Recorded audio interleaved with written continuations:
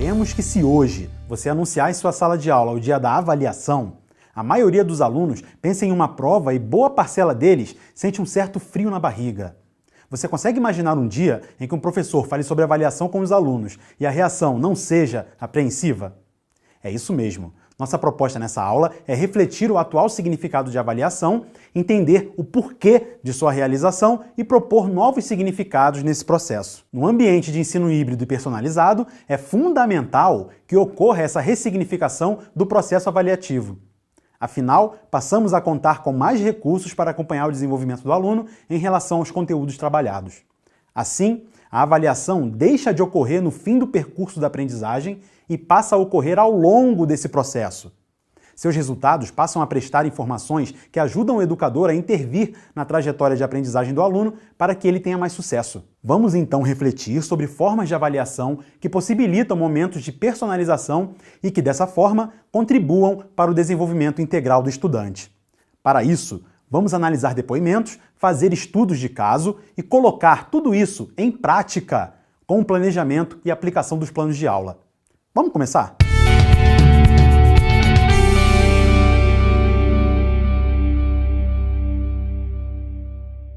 Nesta parte da aula, vamos trazer algumas reflexões iniciais sobre a avaliação escolar, com o objetivo de compreender como e com qual objetivo se avalia hoje em dia. Convido o professor Eric, que faz parte do nosso grupo de pesquisa e leciona em escolas do Rio de Janeiro, a apresentar o tema para construirmos juntos essa reflexão.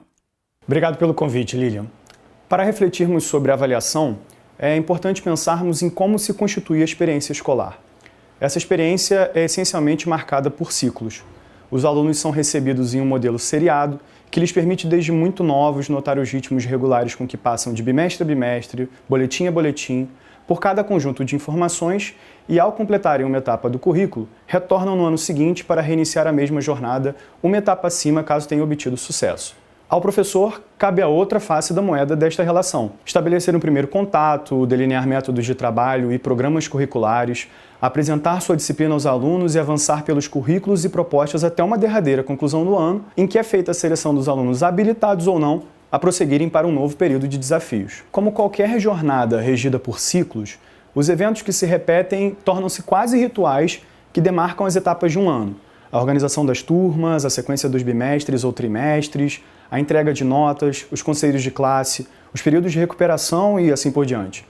Entre esses eventos rituais, a avaliação dos que carrega ainda mais significados, porque exatamente como um ritual de passagem, tem a função de habilitar ou reter aqueles que elas se submetem, abalizando os alunos capacitados ou não ao início de um novo ciclo ou avanço de mais uma etapa. Dentro dessa natureza cíclica, com repetidas avaliações de tempos em tempos, é comum que isso se torne um hábito e, consequentemente, uma inevitável naturalização. Ainda que o hábito naturalizado possa ter inúmeros atributos positivos, ele tende a ser destituído de crítica, inclusive aquela que constrói reflexões válidas. Propomos então a desnaturalização como um método razoável de refletir criticamente sobre os desafios e questões que nos cercam no ambiente escolar. E, sem dúvida, um dos desafios que precisamos refletir criticamente é sobre a avaliação. O hábito de verificar níveis de aprendizagem é uma das práticas mais comuns à escola e, apesar disso, tende a ficar retido à função aprovar-reprovar.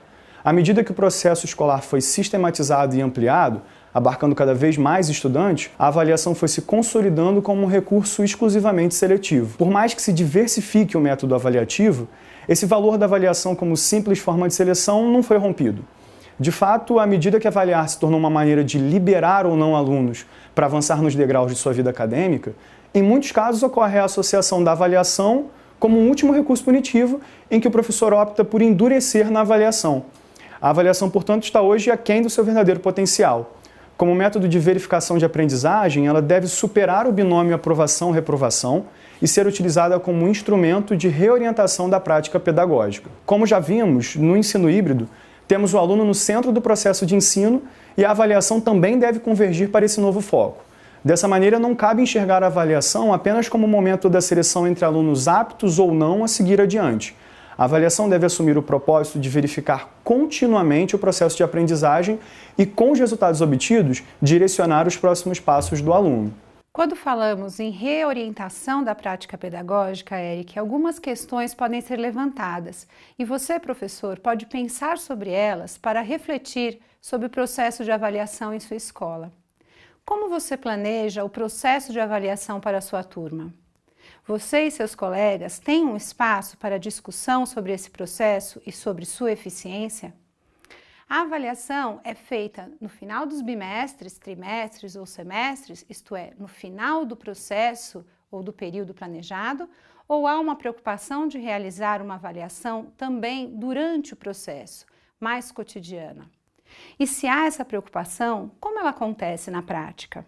O que você faz com os dados coletados na avaliação? De acordo com Zabala, a avaliação precisa estar a serviço da aprendizagem e podemos considerar, de maneira geral, que ela deve ser vista como uma avaliação formativa.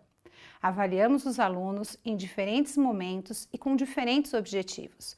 Ora, queremos saber como foi o resultado de um trabalho pontual, ora, precisamos saber os resultados de um período mais longo de aula. Todas essas maneiras devem ter um único objetivo: corrigir rotas para aprimorar o ensino para os nossos alunos. Isto é, a avaliação tem que estar a serviço da aprendizagem. A avaliação diagnóstica é aquela que realizamos no início de um ano letivo ou de um período escolar, como também no início da apresentação de um tema novo, para sabermos o que os nossos alunos já sabem. Ela é muito importante, porque quanto mais você conseguir informações sobre o que o seu aluno já sabe de cada conceito que será desenvolvido, melhor você vai organizar o seu planejamento. Durante o desenvolvimento das aulas, também é necessário realizarmos avaliações. Com esses resultados, é possível adequar o ensino conforme o aproveitamento dos alunos. Esse tipo de avaliação é chamada de avaliação reguladora. Ela é realizada durante o processo de desenvolvimento do conteúdo trabalhado e demonstra como os alunos estão se modificando em direção aos objetivos planejados, quais são os avanços conceituais da turma. Ao término de um tópico, é preciso fazer uma avaliação somativa, verificando se os objetivos propostos para esse conteúdo foram atingidos. Nesses momentos, há a possibilidade de serem traçadas novas diretrizes de trabalho. Percebemos assim que a avaliação é uma ação contínua. É necessário monitorar a aprendizagem dos alunos para adequar o ensino. Precisamos abandonar alguns hábitos que reproduzem as mesmas aulas, ano a ano, para turmas diferentes e que não levam em consideração que cada aluno possui um percurso individual de aprendizagem. Podemos repensar a interface na qual a avaliação é realizada. Hoje em dia, precisamos considerar que papel, lápis e caneta não são mais os recursos exclusivos para a realização de uma avaliação oficial. Hoje, também podemos contar com a tecnologia para viabilizar novos e distintos modelos de avaliação, como sistemas de cooperação ou de registro individual de resultados, formas variadas de entrega e apresentação. A forma de entrega dos resultados da avaliação também passa por alterações, pois, entregues por meios digitais, podem ser quantificados e analisados de forma mais prática e objetiva.